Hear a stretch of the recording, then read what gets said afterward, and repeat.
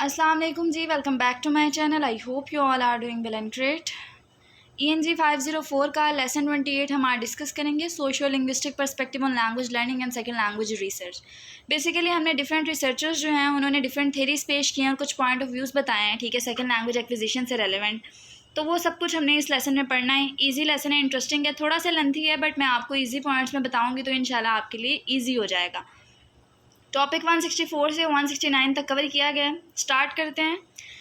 पहले तो बताया गया है कि सोशियो लिंग्विस्टिकली ओरिएंटेड रिसर्च जो है वो क्या करती है कि वो प्रोवाइड करती है comprehensive description of context for language learning, यानी कि लैंग्वेज लर्निंग और स्पीच इवेंट्स के लिए जो है वो एक तरह से भरपूर वजाहतें पेश करती है, जिनको हम आगे पढ़ते हैं, ठीक है। पहले तो बताया गया कि सेकेंड लैंग्वेज एथनोग्राफर्स जो हैं उनका मानना ये है कि लैंग्वेज लर्निंग एक तरह से ग्रुप एफर्ट है जो कि कोलैबोरेटिव लर्निंग से ही पॉसिबल है। इसके लिए सोशल इंटरेक्शन की ज़रूरत है, ठीक है। एथनोग्राफर्स जो होते हैं बेसिकली सोशल साइंटिस्ट होते हैं, ठीक है, जो कि स्टडी करते हैं कस्टम्स और कल्चर्स ऑफ डिफरेंट ग्रुप्स, ठीक है। तो अगर आप लोगों को एथनोग्राफर्स में मसला हो ना तो आपने याद रखना है कि एक तरह से इनको हम सोशल साइंटिस्ट बोलते हैं। उसके अलावा यहाँ पर बताया गया कि they have paid less attention than socio cultural theorist.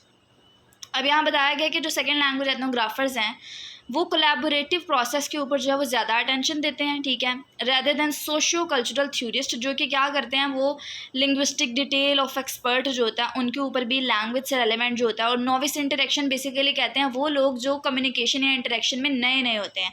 उसके अलावा microgenesis of new language form in learner SL repertoire. Microgenesis basically ये हमारे पास डिस्क्राइब करता है हमारा कोग्निटिव प्रोसेस, ठीक है, उसकी डेवलपमेंट को बेसिकली हम माइक्रोजेनेसिस कहते हैं, जो चाइल्ड में होता है और उसके बाद अडल्ट्स में भी, ठीक है। तो बताया गया है कि ये लेस अटेंशन पे करता है देन सोशियो कल्चरल थ्योरिस्ट, जो कि क्या करते हैं वो लिंग्विस्टिक डिटेल पर भी गौर करते हैं, उसके अलावा नॉविस इंटरेक्शन और हर तरह के फैक्टर्स को देखते हैं, ठीक है। उसके बाद उन्होंने कहा on the other hand current ethnographies of SL communication and language socialisation offer rich evidence. अगर तो इन सिंपल वर्ड में आपको इसका बताऊं तो इसमें उन्होंने बताया है कि कुछ रिसर्चर्स जो हैं वो क्या करते हैं कि वो बिगर पिक्चर जो होती है ना उसको देखते हैं, जैसे कि ओवरऑल कॉन्टेक्स्ट होता है ना लैंग्वेज लर्निंग का, ये उसके ऊपर ज़्यादा अटेंशन देते हैं, ठीक है, उसके ऊपर ज़्यादा फोकस करते हैं। उसके अलावा ये जो लर्नर की इंगेजमेंट होती है डिफरेंट एक्टिविटीज़ में उन सब के ऊपर फोकस करते हैं। उसके अलावा नीचे बताया गया है कि SL ethnographers take a more rounded view of the learner as a social being. साथ ही उन्होंने बताया कुछ ऐसे ही रिसर्चर्स जो हैं वो क्या करते हैं कि वो बड़े डीपली या क्लोजली जो है वो लैंग्वेज को देखते हैं कि किस तरह लोग जो है लैंग्वेज को यूज़ करते हैं किसी भी स्पेसिफिक सिचुएशन में, ठीक है। उसके अलावा ये वाली जो डायमेंशन है age gender and ethnicity, basic चीज़ क्या बता रहे हैं कि ये डायमेंशन जो है ये जो रिसर्चर्स हैं ये क्या करते हैं कि जेंडर और एथनिसिटी को एक तरह से लैंग्वेज लर्निंग सक्सेस में सिग्निफिकेंट जानते हैं, यानी कि उसको बहुत ज़्यादा ज़रूरी समझते हैं। तो ये उनके पॉइंट ऑफ व्यू थे। इतना ये एग्ज़ाम में रिपीट नहीं होता, बट थेरीज हैं, आप लोगों को पता होनी चाहिए। उसके अलावा नीचे बताया गया कि different research groups are pursuing theoretical agendas by focusing on different parts of total language learning process. Basically वो यहाँ पर इस लाइन का जो बेसिक मकसद है वो ये बताना चाह रहे हैं कि डिफरेंट रिसर्च ग्रुप्स जो हैं, ठीक है, उनके अपने स्पेसिफिक एरिया ऑफ इंटरेस्ट हैं, ठीक है, उनके स्पेसिफिक जो है वो फील्ड्स हैं जिनके ऊपर उन्होंने गौर किया हुआ है, ठीक है। तो हम ये नहीं कह सकते कि किसी एक थ्योरी को हम लेट कर लें और हम कहें कि ये जो है वो बेस्ट है या फिर ये इस पर्पज़ के लिए फ़िट है। तो वो कह रहे हैं डिफरेंट रिसर्च ग्रुप्स जो हैं वो क्या कर रहे हैं कि वो फोकस करते हैं different parts of language learning process, ठीक है।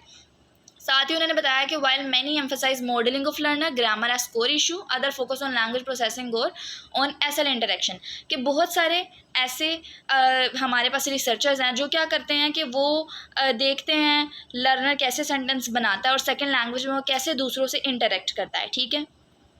साथ ही कुछ उन्होंने बताया है कि लैंग्वेज प्रोसेसिंग के ऊपर फोकस करते हैं। तो डिफरेंट रिसर्चर्स के डिफरेंट पॉइंट ऑफ व्यू बताए हैं। अब उसके बाद उन्होंने बताया कि each tradition has developed its cluster of specialised research procedures now पर। अब यहाँ पर नीचे वाली जो लाइन है उसमें उन्होंने बेसिक चीज़ जो बताई है कि each tradition has developed its cluster of specialised research procedures.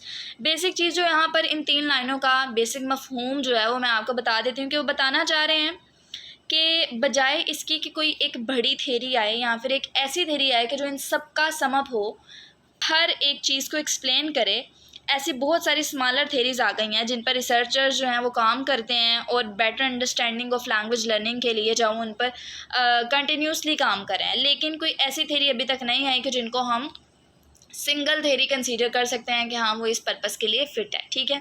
तो यहाँ पर डिफरेंट पॉइंट ऑफ व्यूज़ बताने का यही मकसद था कि डिफरेंट रिसर्चर्स हैं, उनके डिफरेंट जो है वो स्पेसिफिक एरिया ऑफ इंटरेस्ट हैं, ठीक है।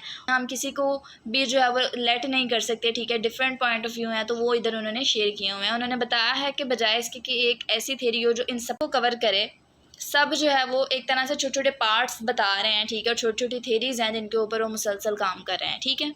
यहाँ पर एक वर्ड कंसोलिडेशन आ रहा है, इसका क्या मतलब होता है? इसका मतलब होता है कि कंबाइन करना और मर्ज करना चीज़ों को और बनाना एक स्ट्रॉन्ग सा, एक इफ़ेक्टिव सा होल जो होता है, यानी कि मुकम्मल या पूरा एक प्रोसेस जो होता है वो बनाना, ठीक है। उसके अलावा यहाँ पर अब हमने अचीवमेंट्स पढ़नी है और पर्सपेक्टिव पढ़ने हैं in the study of second language learning, ठीक है। अब यहाँ पर अगेन जो है वो डिफरेंट पर्सपेक्टिव से जो है वो बताया गया है, ठीक है। इसीलिए मैंने पर्सपेक्टिव का वर्ड यूज़ किया है इस पैसेज में, ठीक है। पहले तो बताया गया कि from a linguistic perspective continuing application of UG has led to sophisticated and complex range. अब यहाँ पर जो बेसिक बात वो बताना चाह रहे हैं, वो कह रहे हैं कि लिंग्विस्टिक पर्सपेक्टिव से अगर देखा जाए तो यूजी यानी कि यूनिवर्सल ग्रामर की जो कंटिन्यूइंग एप्लीकेशंस हैं, यानी कि मुसलसल आते हुए प्रपोजल्स या एप्लीकेशंस जो थी, वो क्या है कि वो एक तरह से पेचीदा या मुश्किल रेंज ऑफ प्रपोजल्स की वजह बनी, यानी कि एक तरह से रुकावटें पैदा कर दी। लेकिन यूजी अप्रोच की अगर बात की जाए has also been instrumental in providing sharper linguistic description. लेकिन अगर हम यूजी अप्रोच की बात करें तो ये क्रूशियल रोल प्ले करती है, ठीक है। लिंग्विस्टिक डिस्क्रिप्शन को बहुत ज़्यादा डिटेल में बताती है, ठीक है, उसको डिस्क्राइब करती है लर्नर के लिए, और एक तरह से बहुत ज़्यादा हेल्पफुल है। तो आप ये नहीं कह सकते कि इसका कोई रोल नहीं है, इसका क्रूशियल रोल है, ठीक है। डिफरेंट थेरीज और कंटिन्यूइंग एप्लीकेशन ने इसको एक तरह से कॉम्प्लेक्स बना दिया है, बट लिंग्विस्टिक पर्सपेक्टिव के लिहाज से वो इसके हक में बोल रहे हैं, ठीक है। उसके अलावा कोग्निटिव पर्सपेक्टिव से देखा जाए तो ये जो है वो ज़्यादा फोकस करते हैं कि इंफॉर्मेशन प्रोसेसिंग जो है वो किस तरह कर रही है, ठीक है।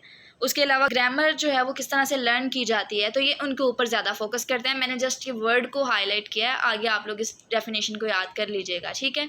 उसके अलावा कनेक्शनिस्ट मॉडल्स जो है वो रेडिकली चैलेंज करता है ट्रेडिशनल थिंकिंग को, यानी कि कनेक्शनिस्ट मॉडल जो है वो बेसिकली क्रिएटिव थिंग्स जो होती हैं, क्रिएट करने का जो प्रोसेस होते हैं, जनरेट करने का प्रोसेस होता है, उस पर बिलीव करते हैं, और जो प्री डिटर्मिन्ड रूल हैं जो पहले से ही नाफिज किए गए हैं, ये उनको चैलेंज करते हैं, ठीक है, उनके हक में नहीं है। उसके अलावा फंक्शनलिस्ट ट्रेडिशन की अगर बात करें, ठीक है, इन सिंपल वर्ड अगर देखा जाए तो ये बेसिकली जो है वो देखता है कि कैसे सेकंड लैंग्वेज डेवलपमेंट का जो है वो सेकंड लैंग्वेज की डेवलपमेंट का प्रोसेस होता है, ठीक है। तो आप जस्ट इतनी सी लाइन इसकी जो है वो याद रखें। अब यहाँ पर अगर हम सोशो लिंग्विस्टिक पर्सपेक्टिव की बात करें तो बेसिकली लर्नर की एंगेजमेंट की बात करता है सेकेंड लैंग्वेज इंटरेक्शन में, यानी कि वो इंटरेक्शन की बात करता है, सोशल इंटरेक्शन पर जो है वो ज़्यादा फोकस करता है। और उसका मानना ये है कि इंटरेक्शन से जो है वो उसके ऊपर बहुत ज़्यादा इन्फ्लुएंस्ड भी होते हैं कुछ फैक्टर्स, जैसे कि पावर रिलेशन है, साथ ही साथ इंसान में जो है वो कल्चरल अवेयरनेस आती है, ठीक है। अब उन्होंने बताया है कि ये जो फैक्टर्स होते हैं ये इनफेरेबल फिक्स्ड नहीं है, but can be negotiated as learner build new identities, यानी कि लर्नर जो है वो इनके साथ एक तरह से इंटरेक्ट करता है और अपनी आइडेंटिटीज़ बिल्डअप करने की कोशिश करता है, तो ये उसके लिए हेल्पफुल है, ठीक है। अगर तो हम फ्यूचर डायरेक्शंस की बात करें सेकेंड लैंग्वेज रिसर्च में, ठीक है, तो वो फ्यूचर डायरेक्शन में पहले तो उन्होंने बताया कि continuing reflexes of evolving linguistic thinking in SL research. Basically ये क्या करेंगे कि एक्सप्लोर करेंगे how our understanding of language evolve in SL research. दूसरा पॉइंट है कि ongoing application of general learning theories drive from cognitive psychology, यानी कि कोग्निटिव साइकोलॉजी से जो है लर्न करना थेरीज को फॉर बेटर अंडरस्टैंडिंग।